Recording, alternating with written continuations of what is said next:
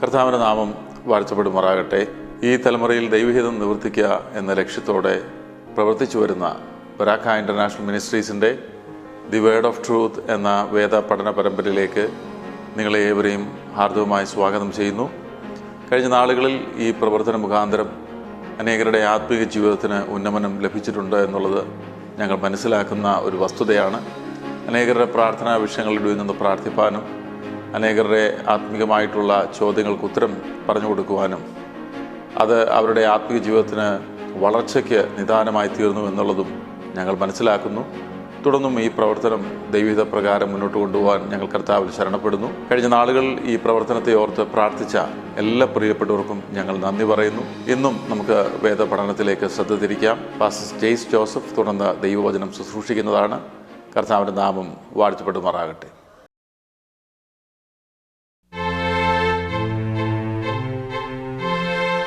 ബരാക്ക International മിനിസ്ട്രീസിൻ്റെ word of truth പ്രോഗ്രാമിലേക്ക് നിങ്ങളെല്ലാവരെയും സ്വാഗതം ചെയ്യുന്നു. കർത്താവ് യേശുക്രിസ്തുവിൻ്റെ നാമത്തിലുള്ള സ്നേഹവന്ദനത്തെ അറിയിക്കുന്നു. നമ്മൾ ഉപദേശരൂപം, അതായത് സത്യോപദേശം ചുരുക്കമായിട്ട് അത് മുഴുവൻ ബൈബിളിലെയും ഒരു ക്രിസ്തീയ സഭ അനുഗമിച്ചു പോകേണ്ട പത്യോപദേശത്തെ മുഴുവൻ സംഗ്രഹിച്ച് നമ്മൾ കേട്ടുകൊണ്ടിരിക്കുകയാണ്. കഴിഞ്ഞ ആഴ്ചയിൽ നമ്മൾ ചിന്തിച്ചത് വേദപുസ്തകം എന്ന വിഷയമാണ്. അത് വളരെ ഗഹനമായിട്ട് പഠിക്കേണ്ട ഒരു കാര്യമാണെങ്കിലും നമ്മൾ അതിൻ്റെ ആ ഡോക്ട്രിനൽ ആയിട്ടുള്ള കാര്യങ്ങൾ ഒന്ന് ഓടിച്ചു പോവുക മാത്രമാണ് ചെയ്തത്. വളരെ ഗഹനമായൊരു പഠനം വളരെ നാളുകളെടുക്കും. അതുകൊണ്ട് ക്രിസ്ത്യാനി, ഒരു വിശ്വാസി അത്യാവശ്യമായിട്ട് അറിഞ്ഞിരിക്കേണ്ട പാഠങ്ങളാണ് നമ്മൾ പറയുന്നുള്ളൂ. അത് വളരെ വേഗത്തിൽ പറഞ്ഞു തീർക്കാൻ വേണ്ടിയാണ്. കാരണം ഒത്തിരി പറഞ്ഞു കഴിയുമ്പോഴേക്കും നമ്മുടെ ഫോക്കസ് നഷ്ടപ്പെടുമെന്നുള്ളതുകൊണ്ട്. കഴിഞ്ഞ ആഴ്ച നമ്മൾ കണ്ടത് വേദപുസ്തകം എന്തുകൊണ്ട് ദൈവാശ്വസ്യമാണ്, എന്തുകൊണ്ട് അത് നമുക്ക് വിശ്വസിക്കാൻ പറ്റുന്നതാണ്, എന്തുകൊണ്ടത് മാത്രം നമുക്ക് ട്രൂത്ത് നൽകുന്നു, വേറെ സോഴ്സുകൾ എന്തുകൊണ്ട് നല്ലതല്ല, അല്ലെങ്കിൽ വിശ്വസിക്കാൻ കൊള്ളാവുന്നതല്ല, വിശ്വസിക്കാൻ അത്ര ഒതൻറ്റിസിറ്റി ഇല്ല, എങ്ങനെയാണ് ബൈബിൾ പുസ്തകങ്ങൾ തിരഞ്ഞെടുത്തത്, ഇങ്ങനെയുള്ള വിഷയങ്ങളാണ് നമ്മൾ കണ്ടത്. നമ്മൾ അവസാനം പറഞ്ഞു നിർത്തിയത് വേദപുസ്തകം നമുക്ക് സഫീഷ്യൻ്റാണ്. അതായത് വേറൊരു റെവലേഷൻ നമുക്കില്ലെങ്കിലും ബൈബിളിനകത്തുനിന്നുള്ള റെവലേഷൻ മാത്രം മതി നമുക്ക് ആത്മീയ ജീവിതം നയിക്കാൻ. അതായത് ആത്മാവിന് വേണ്ടതെല്ലാം കണ്ടെത്താൻ ഈ ഒരു ബുക്ക് നമുക്ക് സഫീഷ്യൻ്റാണ്, നെസസറിയാണ്. ഇതെല്ലാം നമ്മൾ കഴിഞ്ഞ ദിവസം കണ്ടു. വേദപുസ്തകത്തിൻ്റെ പ്രധാനപ്പെട്ട ഗുണങ്ങൾ, അതായത് അതിൽ തെറ്റുകളില്ലെന്നും അതെന്തുകൊണ്ടാണ് ശാസ്ത്രത്തെക്കുറിച്ച് സംസാരിക്കാൻ പരിശ്രമിക്കാത്തതെന്നും ഒരു കോമൺ മനുഷ്യൻ്റെ ഭാഷയിൽ, അതായത് ഓരോ കാലഘട്ടത്തിലും മനസ്സിലാകുന്ന കോമൺ മനുഷ്യൻ്റെ ഭാഷയിൽ മാത്രമേ വേദപുസ്തകത്തിന് സംസാരിക്കാൻ പറ്റുമായിരുന്നുള്ളൂ എന്നുള്ള വിഷയങ്ങളെല്ലാം നമ്മൾ കഴിഞ്ഞ ദിവസം വളരെ ചുരുങ്ങിയ രീതിയിൽ ചർച്ച ചെയ്തു പോകാനിടയായി തീർന്നു. ഇന്ന് നമ്മൾ കാണാൻ പോകുന്നത് ദൈവത്തെക്കുറിച്ചുള്ള പഠനമാണ്. അതായത് ദൈവം ആരാണ്, ദൈവത്തെ എങ്ങനെ അറിയാം, ദൈവത്തെക്കുറിച്ച് എന്തൊക്കെ നമുക്കറിയാൻ പറ്റും, ഈ ഒരു വിഷയമാണ് നമ്മുടെ ദൈവം ആരാണ്, ആ ഒരു വിഷയമാണ് നമ്മൾ ഇന്നും നാളെയുമായിട്ട് നമ്മൾ ചിന്തിക്കാൻ പോകുന്നത്. ദൈവമുണ്ടോ എന്നൊരു ചോദ്യം അനേകം ആൾക്കാരും ചോദിക്കുന്നതാണ്. പലർക്കും ദൈവമുണ്ടോ ഇല്ലയോ എന്നുള്ളൊരു സംശയമുണ്ട്. കാരണം അവർ എൻക്വയറി ചെയ്യുന്ന രീതി, ദൈവമുണ്ടോ ഇല്ലയോ എന്നുള്ളത് എൻക്വയറി ചെയ്യുന്ന രീതി, അന്വേഷിക്കുന്ന രീതിയിൽ വലിയ ഗുരുതരമായ പ്രശ്നങ്ങളുണ്ട്. കാരണം അറിവ് നേടുന്നതിനുള്ള പല മാർഗങ്ങളിൽ ഒന്നാണ് യുക്തി എന്ന് പറയുന്നത്. അപ്പോൾ യുക്തി എന്ന് പറയുന്നത് മനുഷ്യൻ്റെ യുക്തി കറക്റ്റായിട്ടുള്ളൊരു കാര്യമാണ്. നമുക്കറിയാം യുക്തി ഈസ് ഓൾവേസ് ഗുഡ്. യുക്തി ഇല്ലാത്ത ഒരു കാര്യം നമ്മൾ വിശ്വസിക്കേണ്ട കാര്യമില്ല. പക്ഷേ യുക്തിക്കൊരു പരിമിതിയുണ്ട്. ആ പരിമിതി എന്താണെന്ന് വെച്ച് കഴിഞ്ഞാൽ അത് മനുഷ്യൻ്റെ ജ്ഞാനമാണ് യുക്തിയുടെ പരിമിതി. അപ്പോൾ മനുഷ്യൻ്റെ ജ്ഞാനത്തിൻ്റെ പരിമിതി, അവൻ്റെ കണ്ണുകളുടെ പരിമിതിയുണ്ട്, അവൻ്റെ ഗ്രഹണശേഷിയുടെ പരിമിതിയുണ്ട്, അതുപോലെ തന്നെ ശ്രവണശേഷിയുടെ പരിമിതിയുണ്ട്. ഒരു മനുഷ്യൻ ഒത്തിരി പരിമിതനായിട്ടുള്ളൊരു ഒരു എന്താ പറയുന്ന ഒരു ജീവിയാണ്. അപ്പോൾ ആ പരിമിതമായ ഒരു റീസണിങ് മാത്രമേ ഒരു മനുഷ്യനെ കൊണ്ട് സാധിക്കുകയുള്ളൂ. അപ്പോൾ യുക്തി കൊണ്ട് ദൈവമുണ്ടോ എന്ന് പരിശോധിച്ച് കഴിഞ്ഞാൽ നമ്മുടെ കാഴ്ചയിൽ ഒതുങ്ങാത്ത, നമ്മുടെ പിടിയിൽ ഒതുങ്ങാത്ത, നമ്മുടെ ബുദ്ധിയിൽ ഒതുങ്ങാത്ത ഒരു കാര്യത്തെ ബുദ്ധി കൊണ്ട് അളക്കാൻ ശ്രമിക്കുന്നത് പോലെയാണ്. അപ്പോൾ വളരെ എളുപ്പമാണ് ദൈവമുണ്ടോ ഇല്ലയോ എന്നുള്ള ചോദ്യത്തിന് യെസ് ഓർ നോ എന്ന് ഉത്തരം പറയാൻ, കാരണം ബുദ്ധി കൊണ്ട് നോക്കിക്കഴിയുമ്പോൾ. അപ്പോൾ പക്ഷെ അങ്ങനെയല്ല നമ്മൾ ദൈവത്തെ അറിയേണ്ടത്. നമ്മളെക്കാൾ ഉന്നതനായ, നമ്മളെക്കാൾ പെർഫെക്റ്റായ, ഒരു ഊനവുമില്ലാത്ത ദൈവം ആരാണെന്ന് നമുക്കറിയണമെങ്കിൽ നമ്മുടെ മെത്തഡ് വെച്ച് കണ്ടുപിടിക്കാൻ പറ്റില്ല. അതേസമയത്ത് നമ്മുടെ കൈപ്പിടിയിൽ ഒതുങ്ങുന്ന കാര്യങ്ങളാണെങ്കിൽ നമ്മുടെ തന്നെ ഒരു മെത്തഡ് വെച്ച് കണ്ടുപിടിക്കാം. എന്നാൽ നമ്മുടെ ബുദ്ധിക്കും യുക്തിക്കും അതീതമായ കാര്യങ്ങളെക്കുറിച്ച് നമുക്കൊരിക്കലും നമ്മുടെ യുക്തി വെച്ചോ ബുദ്ധി വെച്ചോ കണ്ടുപിടിക്കാൻ സാധിക്കില്ല. നമ്മൾ പരിശോധിക്കേണ്ട കാര്യങ്ങൾ, ഒന്ന്, നമ്മുടെ യുക്തിക്ക് അതീതമായ കാര്യങ്ങളുണ്ട്, യുക്തിക്ക് വിരുദ്ധമായ കാര്യങ്ങളുണ്ട്. യുക്തിക്ക് വിരുദ്ധമായ കാര്യങ്ങളാണ് നമ്മൾ ശരിക്കും അന്ധവിശ്വാസങ്ങളെന്ന് പറയേണ്ടത്. കാരണം യുക്തി കൊണ്ട് അതിന് യോജിക്കുന്നില്ല, യുക്തി അതുമായി യോജിക്കുന്നില്ല. അതാണ് എൻ്റെ പ്രശ്നം. നമുക്കറിയാവുന്ന ചെറിയ യുക്തികൾ, അതായത് റാഷണൽ എബിലിറ്റി അത് യോജിക്കുന്നില്ലാത്ത ഒരു സാഹചര്യം വരുമ്പോൾ നമ്മളതിനെ അന്ധവിശ്വാസം എന്ന് പറയും. പക്ഷേ അതേ സമയത്ത് യുക്തിക്ക് അതീതമായ കാര്യങ്ങളുണ്ട്. യുക്തി കൊണ്ട് മെഷർ ചെയ്യാൻ പറ്റാത്ത, യുക്തി കൊണ്ട് അളക്കാൻ പറ്റാത്ത കാര്യങ്ങളുണ്ട്. അതിനെ നമ്മൾ നിഷേധിക്കുന്നതിൽ കാര്യമില്ല. കാരണം അത് നമ്മുടെ യുക്തിയിൽ ഒതുങ്ങുന്ന കാര്യമല്ല. അപ്പോൾ ദൈവത്തെക്കുറിച്ചുള്ള എൻക്വയറി എന്ന് പറയുന്നത് യുക്തി കൊണ്ടായി കഴിയുമ്പോൾ പല സമയത്തും നമുക്ക് തെറ്റായ ഉത്തരങ്ങൾ കിട്ടാൻ സാധ്യത ഉണ്ടാകുന്നതിൻ്റെ കാരണം ദൈവത്തെ അങ്ങനെ നമ്മൾ നമ്മുടെ പരിമിതിക്കകത്ത് നിന്ന് വ്യാഖ്യാനിക്കാൻ പറ്റുന്ന ഒരു ബീയിങ് അല്ല എന്നുള്ളതുകൊണ്ടാണ്. അപ്പോൾ അതുകൊണ്ട് പലപ്പോഴും യുക്തിവാദം എന്ന് പറയുന്നത് തന്നെ ഒരു ശരിയായ കാര്യമല്ല. അതിൻ്റെ കാരണം എന്താണെന്ന് വെച്ച് കഴിഞ്ഞാൽ നമുക്കൊരു പൂർണ്ണമായി ഉചിതമായ ഒരു യുക്തിയിൽ എത്തുക എന്ന് പറയുന്നത് നമ്മുടെ പരിമിതികൾ കാരണം അത് അസംഭവ്യമാണെന്നുള്ളതാണ്. എന്നാൽ റീസൺ എന്ന് പറയുന്നതിന് അതിൻ്റേതായ ഒരു സത്യത്തിൻ്റെ ഒരു കാവലാൾ തന്നെയാണ് റീസൺ. അത് നമുക്കൊരിക്കലും നിഷേധിക്കാൻ സാധിക്കില്ല. 4, 3 എപ്പോഴും 7 തന്നെ ആയിരിക്കും. അതിനെ നിഷേധിക്കാൻ പറ്റത്തില്ല. So there are some basic things that will never change. അപ്പോൾ അതിന് എതിര് വരുന്ന കാര്യങ്ങൾ വരുമ്പോൾ നമ്മൾ അതിനെ യുക്തിവിരുദ്ധമായത് എന്ന് പറയും. എന്നാൽ അതുകൊണ്ടൊന്നും മനസ്സിലാകാത്തൊരു കാര്യം വന്നു കഴിയുമ്പോഴാണ് യുക്തിക്ക് അപ്പുറത്തുള്ള കാര്യം. വേദപുസ്തകം എപ്പോഴും ബൈബിളിൻ്റെ ദൈവത്തെക്കുറിച്ച് പറഞ്ഞിരിക്കുന്നത് നമ്മുടെ യുക്തിക്ക് ഒതുങ്ങുന്ന ഒരാളായിട്ടല്ല, യുക്തിക്ക് അപ്പുറത്തുള്ള, നമ്മുടെ ബുദ്ധിക്ക് അപ്പുറത്തുള്ള കാര്യമായിട്ടാണ്. അപ്പോൾ ബുദ്ധിക്ക് അപ്പുറത്തുള്ളൊരു കാര്യത്തെ നമുക്ക് എങ്ങനെ സമീപിക്കാൻ പറ്റും? നമുക്കൊരു സമർപ്പണത്തോടെ മാത്രമേ അതിനെ സമീപിക്കാൻ പറ്റുള്ളൂ. അതായത് എൻ്റെ ബുദ്ധി ശരിക്കും പറഞ്ഞു കഴിഞ്ഞാൽ ആ ഒരു സമർപ്പണത്തിലേക്ക് പോകണം, വിശ്വാസത്തിലേക്ക് പോകണം. അതിനാണ് ഫെയ്ത്ത് എന്ന് പറയുന്നത്. അപ്പോൾ ഈ ഫെയ്ത്ത് എന്ന് പറയുന്നത് അപ്പോഴൊരു പ്രശ്നമുണ്ട്. അപ്പോൾ യുക്തിക്ക് വിരുദ്ധമല്ലേ ഫെയ്ത്ത് എന്ന് പല ആൾക്കാർ ചിന്തിക്കും. പക്ഷേ ശരിക്കും പറഞ്ഞാൽ അത് അങ്ങനെയല്ല. കാരണം നമുക്ക് ഇത് യുക്തിയുള്ളൊരു മനുഷ്യനെ സംബന്ധിച്ച് ദൈവം ഉണ്ട് എന്നുള്ള കൺക്ലൂഷനിലെത്താൻ, വിശ്വാസത്തിലാണ് അത് കൺക്ലൂഷനിലെത്തുന്നതെങ്കിലും പിന്നീട് വരുന്ന എല്ലാ കാര്യങ്ങളും യുക്തിയോടെ തന്നെയാണ് നമ്മളത് മനസ്സിലാക്കിയെടുക്കുന്നത്. കാരണം നമുക്കറിയാം ഇന്ന് മതങ്ങളിൽ ചുറ്റും ഒത്തിരി യുക്തിയില്ലാത്ത കാര്യങ്ങളുണ്ട്. വളരെയധികം യുക്തിയില്ലാത്ത പോപ്പുലർ മതങ്ങൾ നമുക്കിന്ന് പല സ്ഥലത്തും കാണാം. അത്ഭുത പ്രവർത്തികൾ അതായതെന്നൊക്കെ പറഞ്ഞ് മനുഷ്യരെ പറ്റിക്കുന്ന കാര്യങ്ങൾ, മിത്തുകൾ കലർന്ന കാര്യങ്ങൾ ഒത്തിരി അടുത്തത് വ്യാപിക്കുന്നുണ്ട്. എന്നാൽ ഈ മിത്തുകളൊന്നും ഇല്ലാതെ നമ്മൾ എന്താണ് ദൈവാന്വേഷണം എന്ന് പറഞ്ഞു കഴിഞ്ഞാൽ അത് നമ്മൾ റിലീജിയനുമായിട്ട് സെപ്പറേറ്റ് ചെയ്ത്, അതായത് മതവുമായി സെപ്പറേറ്റ് ചെയ്ത് നമ്മൾ ചിന്തിക്കേണ്ട ഒരു കാര്യമാണ് ദൈവം ആരാണ്, ദൈവമുണ്ടോ എന്നുള്ള വിഷയം. ബൈബിളിൽ പറയുന്നത് എല്ലാ മനുഷ്യരുടെയും ഉള്ളിൽ ദൈവം എന്ന ഒരു ദാഹമുണ്ട് എന്നാണ്. അത് റോമാലേഖനം 1-ാം അധ്യായത്തിൻ്റെ 19 മുതൽ 25 വരെയുള്ള വാക്യങ്ങൾ വായിക്കുമ്പോൾ ദൈവം നൽകുന്ന ചില സാമാന്യ വെളിപ്പാടുകളെക്കുറിച്ച് പറയുന്നുണ്ട്. അതായത് ഈ ലോകത്ത് നമ്മൾ ജീവിക്കുമ്പോൾ നമ്മുടെ ഉള്ളിൽ 2 റെവലേഷൻ വളരെ ശക്തമായിട്ട്, അത് നിങ്ങൾ വേദപുസ്തകത്തിൽ വിശ്വസിക്കുന്ന ആളായാലും അല്ലെങ്കിലും ഈ പ്രകൃതിയിലൂടെ ദൈവം മുൻപോട്ട് വയ്ക്കുന്ന 2 വ്യക്തമായ വെളിപ്പാടുകളെക്കുറിച്ച് പറയുന്നുണ്ട്. അതൊന്ന്, ശക്തനായ ഒരു ഡിസൈനർ ഈ പ്രപഞ്ചത്തിൻ്റെ പിന്നിലുണ്ട്, സൃഷ്ടിതാവുണ്ട് എന്നുള്ളതാണ്. അതായത് ശക്തനായ ഒരാളുണ്ട്. നമ്മളെവിടെ നോക്കിയാലും ദ ഡിവൈൻ പവർ എന്നൊരു റെവലേഷനാണ്. ഇപ്പോൾ ചില ആൾക്കാർ പറയുന്നുണ്ട് ഞാൻ ദൈവത്തിലൊന്നും വിശ്വസിക്കുന്നില്ല, പക്ഷേ ഒരു ശക്തിയുണ്ട് എന്ന് പറയും. ഈവൻ ശാസ്ത്രത്തിനകത്തും ഫോഴ്സസ് എന്ന വാക്ക് വളരെ പ്രധാനമാണ്, അതായത് യൂണിവേഴ്സൽ ഫോഴ്സസ്. ഇപ്പം ശക്തി ഉണ്ട് എന്നുള്ളത് ഒരു റെവലേഷനാണ്, സകല മനുഷ്യർക്കും ഉള്ളൊരു റെവലേഷൻ തന്നെയാണ്. അത് ദൈവത്തിനെക്കുറിച്ചുള്ളൊരു അന്വേഷണത്തിൻ്റെ ഭാഗം കൂടിയാണ് ഈ ശക്തി. ഇപ്പം നമുക്ക് എന്താ പറയുന്നത്, ബലഹീനരായ മനുഷ്യർക്ക് അല്ലെങ്കിൽ ഇവിടെ മോറൽ ലൈഫ് ജീവിക്കാൻ ആഗ്രഹിക്കുന്നവർക്ക് ഈ ശക്തി വളരെ പ്രധാനമാണ്. അതെല്ലാ മനുഷ്യരുടെ ഉള്ളിൽ ഒരു ഇന്നർ സെൻസ് ഓഫ് ഗോഡ്, ദൈവമുണ്ടെന്നുള്ളൊരു ഇന്നർ സെൻസ് ഉണ്ട്. റോമാലേഖനം 1-ന്റെ 19 മുതൽ 25 വരെയുള്ള വാക്യങ്ങൾ നമുക്കത് കാണാം. അപ്പോൾ ഒന്നാമത്തെ റെവലേഷൻ, അതായത് എല്ലാ മനുഷ്യർക്കും ദൈവം കൊടുക്കുന്ന ഒന്നാമത്തെ റെവലേഷൻ ദൈവം ശക്തനാണെന്നുള്ളതാണെങ്കിൽ, രണ്ടാമത്തെ റെവലേഷൻ അത് ദൈവത്തിൻ്റെ നന്മകളെക്കുറിച്ചാണ്. അതായത് what is good and what is bad, എന്ത് രീതിയിലാണ് നമ്മൾ ഒരു നന്മ അല്ലെങ്കിൽ തിന്മ മെഷർ ചെയ്യുന്നത്, അതിനുള്ള പാരഡൈം എന്താണ്, അതിനുള്ള വഴികൾ എന്തൊക്കെയാണ്. അപ്പോൾ നല്ലതുമുണ്ട് ചീത്തയുമുണ്ട്. ദൈവത്തിന് നല്ലതാണ് ഇഷ്ടം, ചീത്ത ഇഷ്ടമില്ല. അതായത് നീതിയാണ് ഇഷ്ടം, അനീതി ഇഷ്ടമില്ല. അപ്പം ദൈവത്തെക്കുറിച്ചുള്ള 2 കാര്യങ്ങൾ, ഒന്ന് ശക്തനായ ദൈവം, ദൈവത്തിന് ശക്തി ഇല്ലെങ്കിൽ പിന്നെ ദൈവത്തെ കൊണ്ട് നമുക്ക് യാതൊരു കാര്യമില്ല. 2 നല്ലവനായ ദൈവം, അതായത് നന്മ നമ്മൾ ചെയ്യണമെന്ന് ആഗ്രഹിക്കുന്ന ദൈവം, തിന്മയെ വെറുക്കുന്ന ദൈവം. സ്വഭാവത്തെക്കുറിച്ചാണ്. ഒന്ന് ദൈവത്തിൻ്റെ പ്രകൃതത്തെക്കുറിച്ചും മറ്റൊന്ന് സ്വഭാവത്തെക്കുറിച്ചും.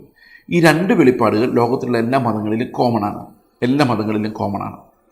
അപ്പോൾ അവിടെ ദൈവം ആരെന്ന് വെളിപ്പെടുന്നില്ല, ദൈവത്തിൻ്റെ വേറൊരു സ്വഭാവം വെളിപ്പെടുന്നില്ല. പക്ഷേ ശക്തിയെക്കുറിച്ചും അതുപോലെ തന്നെ ദൈവത്തിൻ്റെ നന്മ എന്ന് പറയുന്ന ആ ഒരു ഗുണത്തെക്കുറിച്ചും മാത്രമാണ് പ്രകൃതിയിൽ തന്നെ ദൈവം വെളിപ്പെടുത്തിയിരിക്കുന്നു എന്ന് റോമാലേഖനത്തിൽ പറയുന്നത്. ഇതിനെ നമ്മൾ പൊതുവായ വെളിപ്പാട് എന്നാണ് പറയുന്നത്, ദൈവത്തെക്കുറിച്ചുള്ള പൊതുവായ വെളിപ്പാട്. ഈ പൊതുവായ വെളിപ്പാട് വെച്ച് മാത്രമാണ് ഇന്ന് മിക്കവാറും സഭകളും മതങ്ങളും പോകുന്നത്. കാരണം ഇന്ന് നമ്മൾ ഒരു സാധാരണ ക്രിസ്തീയ സഭയിലേക്ക്, അതായത് പഴയ എസ്റ്റാബ്ലിഷ് ചർച്ചുകളല്ല, ഇപ്പോൾ പുതിയ ന്യൂ ജനറേഷൻ ചർച്ചുകളിലേക്ക് നമ്മൾ ചെന്ന് കഴിഞ്ഞാൽ അവിടെ നമ്മൾ കാണുന്നത് ഈ പൊതു വെളിപ്പാടിനെ മാത്രം ആസ്പദമാക്കിയുള്ള സഭകളാണ്. എന്ന് പറഞ്ഞു കഴിഞ്ഞാൽ ദൈവം സൗഖ്യമാക്കും, ശക്തി, ദൈവത്തിൻ്റെ ശക്തി, ദൈവം രോഗങ്ങളെ മാറ്റും, ദൈവത്തിൻ്റെ ശക്തി, ഇതെല്ലാം ശക്തിയാണ്. നമുക്ക് വേണ്ട ശക്തനായ ഒരാളാണ്. ഈ ഭയമുള്ള സാധാരണ മനുഷ്യർക്ക് ശക്തനായ ദൈവത്തെയാണ് ആഗ്രഹം. കാരണം എന്ത് പ്രതിസന്ധി ഉണ്ടായാലും സംരക്ഷിക്കാൻ പറ്റുന്നൊരു ദൈവം. അതുകൊണ്ടാണ് ആൾക്കാർ പറയുന്നത് ദുർബല മനസാക്ഷിയുള്ളവർക്കുള്ളതാണ് ഈ മതം എന്ന് പറയുന്നത്. ഒരു പരിധി വരെ അത് ശരിയാണ്. അങ്ങനെയുള്ളവരെപ്പോഴും നോക്കുന്നത്, ഈ ദുർബല മനസ്സുള്ള ഒരാൾ എപ്പോഴും നോക്കുന്നത് ഈ ലോകത്തിലെ ജീവിതം നമുക്ക് ഒന്ന് സ്വസ്ഥമായിട്ട് ജീവിക്കാൻ വേണ്ടി, ആവശ്യത്തിന് പണം, ആവശ്യത്തിന് വിദ്യാഭ്യാസം, അല്ലെങ്കിൽ ഈ ലോകത്ത് നമ്മൾ തോറ്റുപോകാതിരിക്കാൻ വേണ്ടി, മറ്റുള്ളവരുടെ നിന്ന സഹിക്കാതിരിക്കാൻ വേണ്ടി, മറ്റുള്ളവരുടെ മുമ്പിൽ മാനമായി നടക്കാൻ വേണ്ടി ദൈവത്തെ വേണം. അപ്പോൾ ദൈവം ഇല്ലെങ്കിൽ ഇതൊന്നും കിട്ടില്ല എന്നുള്ളൊരു പേടി. അപ്പം മനുഷ്യൻ്റെ സെക്യൂരിറ്റിയെ സംബന്ധിച്ചുള്ള പേടി കാരണമാണ് ഈ ജനറൽ റെവലേഷനെ സംബന്ധിച്ച് ആസ്പദമാക്കിയുള്ള മതങ്ങളുണ്ടാകുന്നത്. അപ്പോൾ ഒരു ചർച്ചിലേക്ക് നിങ്ങൾ ചെല്ലുന്നു, ഒരു ന്യൂ ജനറേഷൻ ചർച്ചിലേക്ക് നിങ്ങൾ ചെന്ന് കഴിയുമ്പം അവിടുത്തെ പ്രധാന തീം ഭയപ്പെടേണ്ട, നിങ്ങളുടെ ഫിനാൻസസ് എല്ലാം ദൈവം നോക്കിക്കോളും, നിങ്ങൾക്ക് രോഗം വന്നാൽ ദൈവം സൗഖ്യമാക്കിക്കോളും. അപ്പോൾ നമുക്ക് ബലഹീനരായ ആളുകൾക്ക് അത് വലിയൊരു ആശ്വാസമാണ്. അപ്പോൾ ദൈവത്തിൻ്റെ ഈ ഒരു ഗുണത്തെയാണ്, ശക്തി എന്ന ഗുണത്തെയാണ് ഏറ്റവും കൂടുതൽ ഈ ഈ മതത്തൊഴിലാളികൾ എക്സ്പ്ലോയിറ്റ് ചെയ്യുന്നത്. അവിടെ ചെല്ലുമ്പോൾ നിങ്ങൾ പണം അവർക്ക് കൊടുക്കുന്നു. ദൈവത്തിന് പണം ആവശ്യമില്ലല്ലോ, നിങ്ങൾ ഈ ഇടനിലക്കാർക്ക് പണം കൊടുക്കുന്നു. എന്തിനു വേണ്ടി കൊടുക്കുന്നു എന്ന് വെച്ച് കഴിഞ്ഞാൽ നമ്മുടെ ഈ കോമൺ റെവലേഷൻ അനുസരിച്ച് ദൈവത്തിൻ്റെ ശക്തിയെ ഉപയോഗിക്കാൻ വേണ്ടി. യേശുക്രിസ്തു മരുഭൂമിയിൽ പരീക്ഷിക്കപ്പെടുമ്പോൾ, സാത്താനാൽ പരീക്ഷിക്കപ്പെടുമ്പോൾ അവിടെ സാത്താൻ പറയുന്നൊരു കാര്യം, നീ കല്ലുകളോട് അപ്പമാക്കി മാറ്റാൻ കൽപ്പിക്കുക. കാരണം നല്ല വിശപ്പുണ്ട്, അപ്പോൾ അവിടെ കല്ലുകൾ കുറേ കിടപ്പുണ്ട്. അപ്പോൾ ദൈവത്തിന് അധികാരമുണ്ട് ഈ കല്ലുകൾ അപ്പമാക്കി മാറ്റാൻ. അപ്പോൾ അവിടെ ആ ഒരു അപ്പമാക്കി മാറ്റൽ, നമ്മുടെ ജീവിതത്തിലെ കഠിനതകളെ മാറ്റൽ, അതാണ് ഇന്നത്തെ മതത്തിൻ്റെ പ്രധാനപ്പെട്ട ഒരു കാര്യം. അപ്പം മനുഷ്യർക്ക് എല്ലാവർക്കും അത് വേണം, ഉൾഭയമുണ്ട് എല്ലാവർക്കും. അപ്പോൾ അതുകൊണ്ടാണ് ഇങ്ങനെ ഒരു മതങ്ങളുണ്ടാകുന്നത്, മതത്തിന് നിങ്ങളെ ചൂഷണം ചെയ്യാൻ പറ്റുന്നത്. ഈ കാര്യത്തിൽ പേടിയില്ലാത്ത ഒരാളെ മതത്തിന് ചൂഷണം ചെയ്യാൻ സാധിക്കില്ല. അതായത് എക്സിസ്റ്റൻഷ്യൽ ഫിയർ ഇല്ലാത്ത ഒരാളെ മതത്തിന് ഒരിക്കലും ചൂഷണം ചെയ്യാൻ സാധിക്കില്ല. ഇപ്പം നിങ്ങളുടെ ഒരാൾ എന്ന് പറയണം, നിങ്ങൾക്ക് വേണ്ടി ഞാൻ പ്രാർത്ഥിച്ചപ്പോൾ നിങ്ങൾ മരിച്ചു പോകുന്നതായിട്ട് കണ്ടു ഒരാഴ്ചയ്ക്കുള്ളിൽ. അപ്പോൾ ഇതിനെന്ത് ചെയ്യണം? ഹൈന്ദവ മതങ്ങളാണെങ്കിൽ അവർ പറയും എന്തെങ്കിലും ഒരു പൂജയോ കർമ്മങ്ങളോ ചെയ്യണം. ഇവിടുത്തെ ഇന്നത്തെ പുതിയ ക്രിസ്ത്യൻ എന്ന് പറയുന്ന കൾട്ടുകളാണെങ്കിൽ അവരെന്തായിരിക്കും പറയുന്നറിയോ, നമുക്കൊരു 7 ദിവസം ഉപവാസം ഇരിക്കാം, അല്ലെങ്കിൽ എന്തെങ്കിലും ഒരു പ്രാർത്ഥന വയ്ക്കാം. എന്തിനാണെന്ന് വെച്ച് കഴിഞ്ഞാൽ ഈ ഭയം ഉള്ളിലേക്ക് കടത്തി വിട്ടിട്ടാണ് ഈ പ്രാർത്ഥന വയ്ക്കുന്നത്. അപ്പോൾ ഇയാൾ തിരിച്ച് ചോദിക്കുവാണ്, ക്രിസ്ത്യ വിശ്വാസം അനുസരിച്ച് ഒരാൾ മരിച്ചു കഴിഞ്ഞാൽ കർത്താവിൻ്റെ അടുത്തേക്കല്ലേ പോകുന്നത്, പിന്നെ എന്തിനാണ് മരണത്തെ പേടിക്കുന്നത്? എനിക്ക് മരിച്ചാലും കുഴപ്പമില്ല, കാരണം ഒരു ദിവസം മരിക്കണമല്ലോ എന്ന് ഈ മനുഷ്യൻ തിരിച്ചു പറഞ്ഞു കഴിഞ്ഞാൽ പിന്നെ ആ മതത്തിൻ്റെ പവർ പോയി. പിന്നെ ആ മതത്തിന് നിങ്ങളെ മാനിപ്പുലേറ്റ് ചെയ്യാൻ പറ്റിയില്ല. നാളെ സമ്പത്ത് വരുമെന്ന് പ്രവചിക്കുന്ന ഒരാളുടെ അടുത്ത് നിന്നിട്ട് നിങ്ങൾ പറയുകയാണ്, ഞങ്ങൾക്ക് സമ്പത്തുണ്ടെങ്കിലും ഇല്ലെങ്കിലും കുഴപ്പമില്ല, ദൈവം ഞങ്ങളെ നടത്തിക്കോളും. ഓക്കെ, അതില്ലായ്മയിലും ഞങ്ങൾക്ക് സന്തോഷം മാത്രമേ ഉള്ളൂ, അത് എൻജോയ് ചെയ്യാനും അതിൽ ദൈവത്തെ സ്തുതിക്കാനും ഞങ്ങൾക്ക് സാധിക്കും എന്ന് പറഞ്ഞു കഴിഞ്ഞാൽ ഈ പ്രോസ്പെരിറ്റി പ്രസംഗിക്കുന്ന പ്രവാചകന്മാരുടെ മതം ഇല്ലാതായി പോകും. അപ്പോൾ നമ്മൾ ഭയമുള്ളവരായിരിക്കുന്നിടത്തോളം കാലം മാത്രമേ ഇവർക്ക് നിങ്ങളുടെ മേലെ അധികാരമുള്ളൂ. അപ്പോൾ റിലീജിയൻ്റെ ഏറ്റവും വലിയ ടൂൾ എന്ന് പറയുന്നത് ഭയമാണ്. ഒന്നുകിൽ നരകത്തിലിടുമെന്നുള്ള പേടി, അതല്ലെങ്കിൽ നിങ്ങൾക്ക് ദാരിദ്ര്യം വരുമോ എന്നുള്ള പേടി, അതല്ലെങ്കിൽ നിങ്ങൾ ആഗ്രഹിക്കുന്ന കാര്യങ്ങളൊക്കെ നടക്കാതെ പോകും, പെട്ടെന്നുള്ള മരണമുണ്ടാകും, നിങ്ങൾ പെട്ടെന്ന് ദുഃഖിതരും ഇല്ലാത്തവരുമായി മാറും, ആളുകൾ നിങ്ങളെ ദുഷിക്കും അല്ലെങ്കിൽ കളിയാക്കും. ഇങ്ങനെയുള്ള പേടികളാണ് ഈ മതങ്ങളെ പരിപോഷിപ്പിക്കുന്നത്. ലോകത്തിൽ വലിയൊരു പങ്ക് ആൾക്കാർക്കും ഈ ഭയത്തിൻ്റെ നിഴലിലാണ് ജീവിക്കുന്നത്. അങ്ങനെയുള്ളവരെ ആകർഷിക്കുന്ന ഒരു പരിപാടിയാണ് ഇന്ന് കാണുന്ന ഈ പോപ്പുലർ മതം. ഇത് ക്രിസ്ത്യാനിറ്റിയുമായിട്ട് ഇതിന് യാതൊരു ബന്ധവുമില്ല. അത് കർത്താവ് എടുത്തു പറഞ്ഞിട്ടുണ്ട്. ഈ പോപ്പുലർ മതം, ഭയത്താൽ ഡ്രിവൺ ആയിട്ടുള്ള പോപ്പുലർ മതവുമായിട്ട് ക്രിസ്ത്യാനിറ്റിക്ക് ഒരു ബന്ധവുമില്ല. കർത്താവ് ആൾക്കാരോട് പറയുന്ന ഒരു കാര്യം ഇതാണ്, നിങ്ങൾ അപ്പം നിന്ന് തൃപ്തരാകാൻ വേണ്ടി പുറകെ വരുന്നവരാണ്, അവർ ദൈവരാജ്യത്തിൻ്റെ ട്രൂത്ത് അന്വേഷിക്കുന്നവരല്ല. അപ്പോൾ ഈ ഒരു ഭയം, ഈ ലോകത്തിലെ എക്സിസ്റ്റൻഷ്യൽ ഫിയറുകൾ, ഈ ഭയങ്ങളെ വെച്ചുള്ള ഒരു മാനിപ്പുലേഷനാണ് ഇന്ന് നടക്കുന്ന ഈ പോപ്പുലർ റിലീജിയൻസിലെല്ലാം കാണുന്നത്. അതുകൊണ്ട് തലമുറകൾ അനുഗ്രഹിക്കപ്പെടണമെങ്കിൽ, നിങ്ങളുടെ ബിസിനസ് രക്ഷപ്പെടണമെങ്കിൽ, നിങ്ങൾ ജീവിതത്തിൽ അഭിവൃദ്ധി ഉണ്ടാകണമെങ്കിൽ, നിങ്ങളുടെ രോഗങ്ങൾ മാറണമെങ്കിൽ എന്ത് ചെയ്യണം? നിങ്ങൾ ഈ ചർച്ചിൽ പോകണം. ഈ ചർച്ചിൽ പോയി അവിടുത്തെ യജമാനൻ ആയിട്ട് നിൽക്കുന്ന നല്ല കോട്ട് സ്യൂട്ട് ഇട്ട ഏറ്റവും അവിടെയുള്ള ധനവാനായി കാണപ്പെടുന്ന അവിടുത്തെ പാസ്റ്ററുടെ കയ്യിൽ നിങ്ങൾ നിങ്ങളുടെ പണം ഏൽപ്പിച്ചു കഴിഞ്ഞാൽ അയാൾ നിങ്ങൾക്ക് വേണ്ടി ഇടുന്നില്ല എന്ന് പ്രാർത്ഥിക്കും. ഇത് ദൈവത്തെക്കുറിച്ചുള്ള വളരെ വികലമായ ഒരു പിക്ചറാണ്. ഇങ്ങനെയല്ല ദൈവത്തിൻ്റെ സ്വഭാവം. അതെന്തുകൊണ്ടാണെന്ന് വെച്ചാൽ ദൈവം ആരെന്നവർ തിരിച്ചറിയാത്തതുകൊണ്ടാണ്. ദൈവം ആരെന്നുള്ള വെളിപ്പെടുത്തലാണ് ബൈബിൾ. ദൈവത്തിൻ്റെ സ്വഭാവം എന്നുള്ളതിനേക്കാളും ദൈവം ആര്, ദൈവം എങ്ങനെയാണ് മനുഷ്യരോട് ഡീൽ ചെയ്യുന്നത്, എന്താണ് ദൈവത്തിൻ്റെ സ്നേഹം, ദൈവം മനുഷ്യരെ എങ്ങനെയാണ് അൺകണ്ടീഷണലായിട്ട് സ്നേഹിക്കുന്നത്, ഇത് ആ ദൈവത്തിൻ്റെ സ്വഭാവത്തെക്കുറിച്ച് സ്നേഹത്തെക്കുറിച്ച് നമ്മൾ മനസ്സിലാക്കുമ്പോഴാണ് ഈ പ്രാകൃത മതങ്ങളിൽ, അതായത് മനുഷ്യൻ്റെ ഭയത്തെ ചൂഷണം ചെയ്യുന്ന പ്രാകൃത മതങ്ങളിൽ നമ്മൾ രക്ഷപ്പെടുന്നത്. ഈ പ്രാകൃത മതങ്ങളിൽ നിന്ന് രക്ഷപ്പെട്ടേ പറ്റൂ. ഇന്ന് അനേകം എന്താ പറയുന്നത് പുതിയ ചർച്ചകൾ, പെന്തക്കോസ്റ്റൽ ചർച്ചകൾ ഈ പ്രാകൃത മതത്തിൻ്റെ പരിപാടിയാണ് നടക്കുന്നത്. അതായത് എന്താ പറയുന്നത്, മനുഷ്യരെ ഭയമുണ്ടാക്കിയിട്ട് മരണം കണ്ടു, ശവപ്പെട്ട് കണ്ടു എന്നൊക്കെ പറഞ്ഞ് പേടിപ്പിച്ചിട്ട് നിങ്ങൾക്ക് വേണ്ടി പ്രാർത്ഥിച്ചപ്പോൾ നിങ്ങളുടെ വീട്ടിലേക്ക് ഒരു പാമ്പ് കയറിപ്പോകുന്ന കണ്ടു, ആരോ കൂടോത്രം ചെയ്തിട്ടുണ്ട്.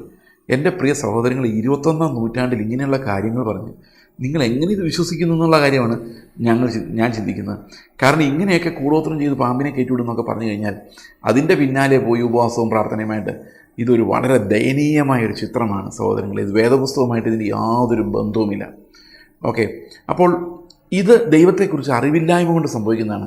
അപ്പോൾ വളരെ പ്രധാനമാണ് ദൈവത്തെ എങ്ങനെ അറിയണം. ഈ കോമൺ റെവലേഷനിലൂടെ ദൈവത്തിൻ്റെ ശക്തിയെക്കുറിച്ച് മാത്രം അറിഞ്ഞാൽ മതിയോ? ദൈവം ആര് എന്ന് നമ്മൾ അന്വേഷിക്കണ്ടേ? നമുക്ക് ദൈവം തന്നിരിക്കുന്ന ബുദ്ധി വെച്ച്, റിസോഴ്സസ് വെച്ച് ദൈവം ആരെന്നറിയാനുള്ളൊരു ആഗ്രഹം നമ്മുടെ ഉള്ളിൽ ഉണ്ടാകണമല്ലോ. അപ്പോൾ ദൈവത്തെക്കുറിച്ച് ഉള്ള ഒരു ഇന്നർ ദാഹം ഓരോ മനുഷ്യൻ്റെ ഉള്ളിലുണ്ടെങ്കിലും ഈ ഇന്നർ ദാഹം പലപ്പോഴും ആൾക്കാരെ വഴിതെറ്റിച്ചാണ് കൊണ്ടുപോകുന്നത്. എൻ്റെ കാരണം മനുഷ്യർക്ക് അവൻ്റെ മെഷറിലുള്ളൊരു ദൈവത്തെ വേണം. എൻ്റെ മെഷറിനകത്ത് നിൽക്കുന്ന ഒരു ദൈവമാണ് എനിക്ക് ഈസി.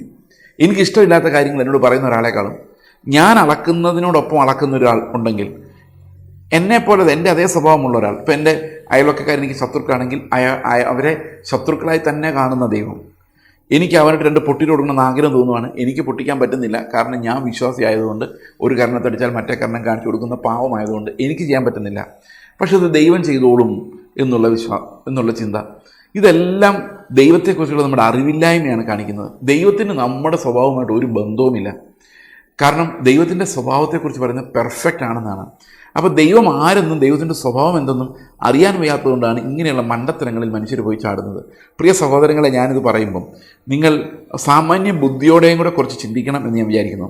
നിങ്ങൾ ഏതെങ്കിലും ഭയത്താൽ പിടിക്കപ്പെട്ടിരിക്കുകയാണോ? ആ ഭയം സോൾവ് ചെയ്ത് തരാവുന്ന നിങ്ങളെപ്പോലെ തന്നെയുള്ളൊരു മനുഷ്യൻ പൈസ മേടിച്ചിട്ട് ദൈവത്തിൻ്റെ അടുത്ത് പ്രത്യേക ആക്സസ് ഉണ്ട്, ഞാൻ പ്രാർത്ഥിച്ചാൽ ദൈവം കേൾക്കുമെന്നുള്ള ഭാവത്തിൽ നിങ്ങളെ സമീപിച്ചിട്ടുണ്ടോ? നിങ്ങൾ വലിയൊരു വഞ്ചനയ്ക്കകത്താണ് പെട്ടിരിക്കുന്നത്. നിങ്ങൾ പോകുന്ന പള്ളിയിൽ ഇത് തന്നെയാണോ കേൾക്കുന്നത്? ഇന്ന് തന്നെ പരിപാടി നിർത്തിക്കോ. കാരണം അത് ക്രിസ്തുവുമായോ ക്രിസ്ത്യാനിയുമായോ ക്രിസ്തീയ വിശ്വാസമായിട്ടോ യാതൊരു ബന്ധവുമില്ലാത്ത കാര്യമാണ്. അപ്പോൾ ദൈവത്തെക്കുറിച്ചുള്ള അറിവിനെക്കുറിച്ച് ചിന്തിക്കുമ്പോൾ നമ്മൾ ആദ്യം പറയേണ്ടത് നമ്മുടെ ഉള്ളിൽ തന്നെ ദൈവം വെച്ചിരിക്കുന്ന ദൈവത്തെക്കുറിച്ചുള്ളൊരു ദാഹത്തെക്കുറിച്ചാണ്. പക്ഷേ ആ ദാഹം ഞാൻ നേരത്തെ പറഞ്ഞ ഒരു കോമൺ വെളിപ്പാടായതുകൊണ്ട് അത് വഴിതെറ്റിപ്പോകുന്ന രീതിയിലാണ് മനുഷ്യൻ അതിനെ ഉപയോഗിക്കുന്നത്. കാരണം അവനെ തന്നെയാണ് എപ്പോഴും ഇഷ്ടപ്പെടുന്നതും അന്വേഷിക്കുന്നതും. ദൈവം ആരെന്നും ദൈവത്തിൻ്റെ ഇഷ്ടം എന്തെന്നും അറിയുക എന്നുള്ളതല്ല, അവൻ്റെ കാര്യങ്ങൾ സാധിക്കുക എന്നുള്ളതാണ്. അപ്പോൾ ആ ഒരു പോപ്പുലർ റിലീജിയൻ ആണ് ഇതുകൊണ്ട് ഉണ്ടായിരിക്കുന്നത്. ദൈവത്തെക്കുറിച്ചുള്ള ആ പ്രൈമറി വെളിപ്പാട് കൊണ്ട് ഉണ്ടായിരിക്കുന്നത്. ഇനി നമ്മൾ മനസ്സിലാക്കേണ്ട ഒരു കാര്യം, ദൈവത്തെ നമുക്ക് വ്യക്തമായിട്ട് അറിയാൻ പറ്റും എന്ന് വേദപുസ്തകം നമ്മളെ പഠിപ്പിക്കുന്നുണ്ട്. പൂർണ്ണമായിട്ട് അറിയാൻ പറ്റുമെന്ന് പഠിപ്പിക്കുന്നില്ല, എന്നാൽ വ്യക്തമായി അറിയാൻ പറ്റും എന്ന് പഠിപ്പിക്കുന്നുണ്ട്. പൂർണ്ണമായിട്ട് അറിയുക എന്ന് പറഞ്ഞാൽ ഒരിക്കലും മനുഷ്യനെ കൊണ്ട് സാധിക്കുകയില്ല. എന്നാൽ വ്യക്തമായ അറിവുകൾ നമുക്ക് ലഭിക്കും, ക്ലിയറായ കൃത്യമായ അറിവുകൾ. പക്ഷെ വളരെ കുറച്ച് മാത്രമാണ് നമ്മൾ അറിയേണ്ടത്. ആ ദൈവത്തെക്കുറിച്ചുള്ള വളരെ കുറച്ച് മാത്രമുള്ള അറിവുകൾ നമുക്ക് പൂർണ്ണമായും വ്യക്തമായും ലഭിക്കും. അത് വേദപുസ്തകത്തിലുണ്ട്. നമ്മൾ യോഹന്നാന്റെ സുവിശേഷം 17-ാം അധ്യായത്തിന്റെ 3-ാം വാക്യത്തിൽ ഇങ്ങനെ വായിക്കുന്നു: ഏക സത്യദൈവമായ നിന്നെയും നീ അയച്ചവനായ യേശു ക്രിസ്തുവിനെയും അറിയുന്നത് തന്നെ നിത്യജീവനാകുന്നു. അപ്പോൾ അറിയുന്നതാണ് ജീവൻ. ദൈവം ആരാണെന്ന് അറിയുന്നതാണ്. So it is possible to know God truly, personally and sufficiently, but never comprehensively. അതായത് നമുക്ക് അറിയാൻ പറ്റും, ക്ലിയറായിട്ട് അറിയാൻ പറ്റും, വേണ്ടത്ര അറിയാൻ പറ്റും. എന്നാൽ നമുക്ക് ഒരിക്കലും അത് പൂർണ്ണമായിട്ടും ഒരു കോംപ്രിഹെൻസീവായിട്ട് നമുക്കത് പൂർണ്ണമായി എല്ലാം തീർന്നു എക്സോസ്റ്റീവ് ആയിട്ടുള്ള അറിവ് ഒരിക്കലും ദൈവത്തെക്കുറിച്ച് ഒരു മനുഷ്യനും ഉണ്ടാവുകയില്ല. മൂന്നാമത് നമ്മൾ മനസ്സിലാക്കേണ്ടത്, ദൈവത്തെക്കുറിച്ച് പൂർണ്ണമായും, അത് നമ്മളിപ്പോൾ പറഞ്ഞ കാര്യം തന്നെയാണ്, പൂർണ്ണമായും മനസ്സിലാക്കാൻ, ഏതെങ്കിലും ഒരു കാര്യത്തെക്കുറിച്ച് പോലും പൂർണ്ണമായും മനസ്സിലാക്കാൻ കഴിയാത്തതിൻ്റെ കാരണം ദൈവം അനന്തമായ സ്വഭാവങ്ങളുള്ള ആളും നമ്മൾ ഒരു പരിമിതിക്കുള്ളിൽ ജീവിക്കുന്ന ഒരു മനുഷ്യനുമാണെന്നുള്ളതാണ്. അതുകൊണ്ട് അനന്തമായ നമ്മുടെ ബുദ്ധിക്ക് ഒതുങ്ങാത്ത ദൈവത്തെക്കുറിച്ച് നമുക്ക് ഒരു കാര്യവും പൂർണ്ണമായി മനസ്സിലാക്കാൻ സാധിക്കുകയില്ല. അപ്പോൾ ദൈവത്തിൻ്റെ എക്സിസ്റ്റൻസിനെ കുറിച്ചോ ജീവിതത്തെക്കുറിച്ചോ ജീവനെക്കുറിച്ചോ ഒന്നും നമുക്ക് പൂർണ്ണമായൊരു അറിവ് ഒരു വിഷയത്തെക്കുറിച്ച് ഒരിക്കലും ഉണ്ടാവുകയില്ല എന്നുള്ളതാണ്. അപ്പോൾ വെറുതെ അങ്ങോട്ട് ചോദ്യങ്ങൾ ചോദിക്കുന്നതുകൊണ്ട് ഗുണമൊന്നുമില്ല. അപ്പോൾ നിങ്ങൾ പറയുമായിരിക്കും അതുകൊണ്ടാണ് ഇതിന് യുക്തിക്കെതിരെ എന്ന് പറയുന്നതെന്ന്. ഒരിക്കലുമല്ല.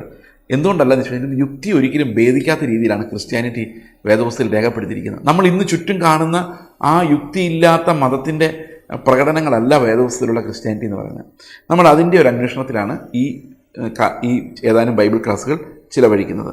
പിന്നെ ഒരു പ്രധാനപ്പെട്ട കാര്യം എന്താണെന്ന് വെച്ച് കഴിഞ്ഞാൽ എന്തുകൊണ്ടാണ് നമുക്ക് ദൈവത്തെ കാണാൻ പറ്റാത്തതെന്ന് വെച്ച് കഴിഞ്ഞാൽ അതിൻ്റെ കാരണം നമ്മുടെ പാപമാണ്. ദൈവത്തെ ഒരിക്കലും മനസ്സിലാക്കാൻ പറ്റാത്തതിൻ്റെ കാരണം we are limited and fallen. We don't have a perfect existence. നമുക്കൊരു പെർഫെക്റ്റ് ബുദ്ധിയില്ല. ഇവിടെ ഈ ലോകത്ത് ജീവിക്കുന്ന കാണാൻ പറ്റുന്ന കണ്ണിന് ഗോചരമായ ഒന്നും ഒരു പെർഫെക്റ്റ് കണ്ടീഷനിലല്ല ഉള്ളത്. എല്ലാത്തിലും ഇംപെർഫെക്ഷൻ നിറഞ്ഞ അവസ്ഥയിലാണ്. This is called fallenness. അതായത് we have a fallen universe. നമുക്കറിയാം എല്ലാവർക്കും എന്തെങ്കിലുമൊക്കെ പ്രോബ്ലം ഉണ്ട്. ബുദ്ധിയുടെ കാര്യത്തിലുണ്ട്, ഇമോഷൻസിൻ്റെ കാര്യത്തിലുണ്ട്, ഫിസിക്കൽ എബിലിറ്റിയുടെ കാര്യത്തിലുണ്ട്. We never find a perfect being, complete in intelligence, complete in health. അങ്ങനെ ഒരു പെർഫെക്റ്റ് ബീയിങ്ങിന് ഒരിക്കലും നമ്മൾ കാണാൻ നമുക്ക് സാധിക്കില്ല. മനുഷ്യനുള്ള ഇംപെർഫെക്ഷനും അവൻ്റെ അറിവിനുള്ള പരിമിതിയും അവൻ്റെ ലിമിറ്റേഷൻ, എന്തുമാത്രം അറിയാൻ പറ്റും എന്നുള്ളതിൻ്റെ ലിമിറ്റേഷനും കൊണ്ടാണ് ദൈവത്തെ അവൻ അറിയാൻ സാധിക്കാത്തത്. കാരണം God is above him, God is above man. Okay, അതുകൊണ്ടാണ്. അപ്പോൾ പാപം എന്ത് ചെയ്യുന്നു? പാപം രണ്ട് കാര്യങ്ങളാണ് ചെയ്യുന്നത്. ഒന്ന്, ദൈവത്തെക്കുറിച്ചുള്ള ശരിയായ അറിവിനെ തടയുന്നു.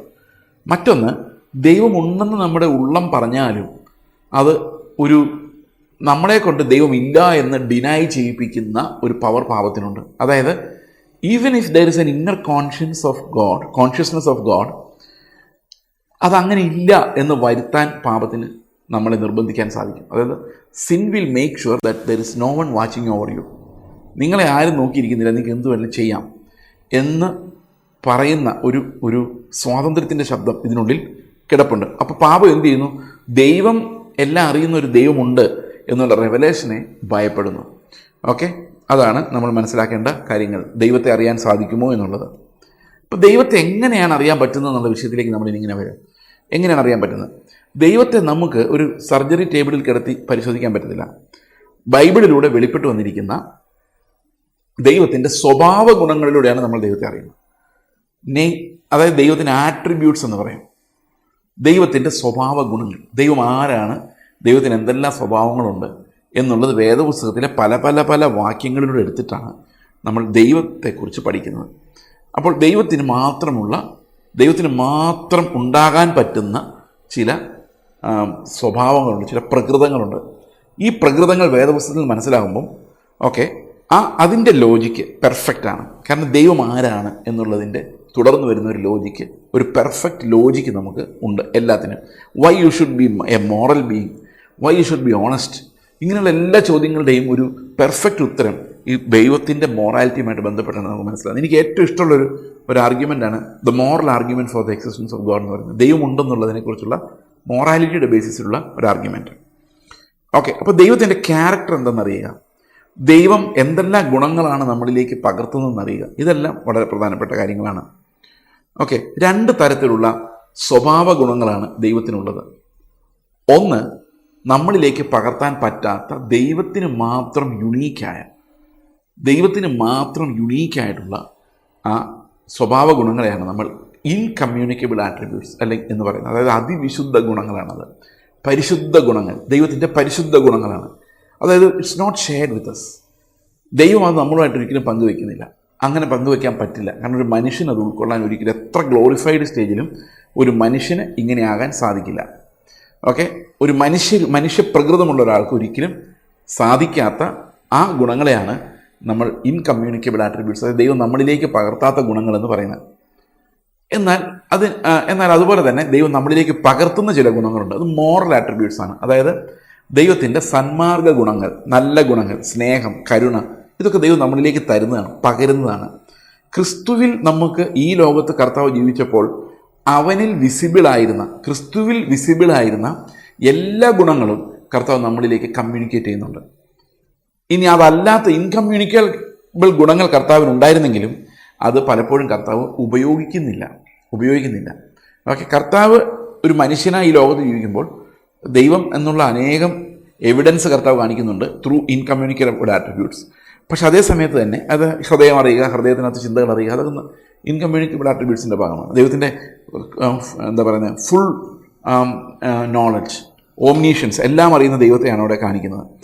പക്ഷേ എങ്കിൽ പോലും കർത്താവ് അവൻ്റെ ലൈഫിലൂടെ, നമ്മളുമായിട്ടുള്ള ബന്ധത്തിലല്ല, ഇവൻ he was living A life, ആ ലൈഫിലൂടെ കർത്താവ് പിതാവിന് മുന്നിൽ ജീവിച്ച ആ ജീവിതം വെച്ച് നോക്കുമ്പം അത് നമ്മളിലേക്ക് കമ്മ്യൂണിക്കേറ്റ് ചെയ്യുന്ന ആട്രിബ്യൂട്ട്സാണ് നമ്മൾ കൂടുതലും കാണുന്നത്. സ്നേഹത്തെക്കുറിച്ചാണെങ്കിലും കരുണയെക്കുറിച്ചാണെങ്കിലും ക്ഷമയെക്കുറിച്ചാണെങ്കിലും അനുസരണത്തെക്കുറിച്ചാണെങ്കിലും these are all communicated to us. അത് നമുക്ക് വേണ്ട ഗുണങ്ങളാണ്. അതിന് നമ്മൾ കമ്മ്യൂണിക്കബിൾ ആട്രിബ്യൂട്ട്സ് എന്ന് പറയും. ഇതിനെക്കുറിച്ച് വിശദമായിട്ട് നമ്മൾ അടുത്ത ദിവസം കാണുന്നതായിരിക്കും. ദൈവത്തെക്കുറിച്ച് നമ്മൾ അറിയുന്നിടത്തോളം നമ്മൾ വിശദീകരിക്കപ്പെടുകയും ദൈവത്തിൻ്റെ സ്വഭാവമുള്ളവരായി മാറുകയും ചെയ്യും. ദൈവത്തെക്കുറിച്ചുള്ള അറിവാണ് ലോകത്തിലെ ഏറ്റവും പ്രഷ്യസ് ആയിട്ടുള്ള അറിവ്. ദൈവം നമ്മെ അതിൻ്റെ അറിവിൻ്റെ ആഴങ്ങളിലേക്ക് നടത്തുമാറാകട്ടെ. വേദപുസ്തകത്തിൻ്റെ അടിസ്ഥാനത്തിൽ നമുക്ക് തുടർന്നും പരിശോധിക്കാം. കർത്താവ് നിങ്ങളെ സഹായിക്കുമാറാകട്ടെ. നമുക്ക് പ്രാർത്ഥിക്കാം. ഞങ്ങളുടെ സ്വർഗ്ഗസ്ഥ പിതാവേ, അങ്ങേ തന്നെ ഞങ്ങൾക്ക് വെളിപ്പെടുത്തി തരണമേ. അങ്ങയുടെ സ്വഭാവങ്ങൾ എന്തെന്ന് കർത്താവേ, ആ സ്വഭാവ സവിശേഷതകൾ കർത്താവെ ഞങ്ങൾക്ക് മനസ്സിലാകുവാൻ ദൈവമേ, അങ്ങനെ ഒരു പൂർണ്ണനായ ദൈവത്തെ മഹത്വപ്പെടുത്തുവാൻ ഞങ്ങളെ സഹായിക്കണമേ. കർത്താവായ യേശുക്രിസ്തുവിൻ്റെ നാമത്തിൽ തന്നെ ആമേൻ. കാണുന്നതെല്ലാം താൽക്കാലികം, കാണാത്തതൊന്നുണ്ട് നിത്യമായത്. കാണുന്നതെല്ലാം താൽക്കാലികം, കാണാത്തതൊന്നുണ്ട് നിത്യമായത്. പ്രാപിപ്പാനായി ഞാൻ ഓടിടുന്നു, ശക്തി പകരണേ പൊന്നുനാഥ. പ്രാപിപ്പാനായി ഞാൻ ഓടിടുന്നു, ശക്തി പകരണേ പൊന്നുനാഥ. കാണുന്നതെല്ലാം താൽക്കാലികം, കാണാത്തതൊന്നുണ്ട് നിത്യമായത്.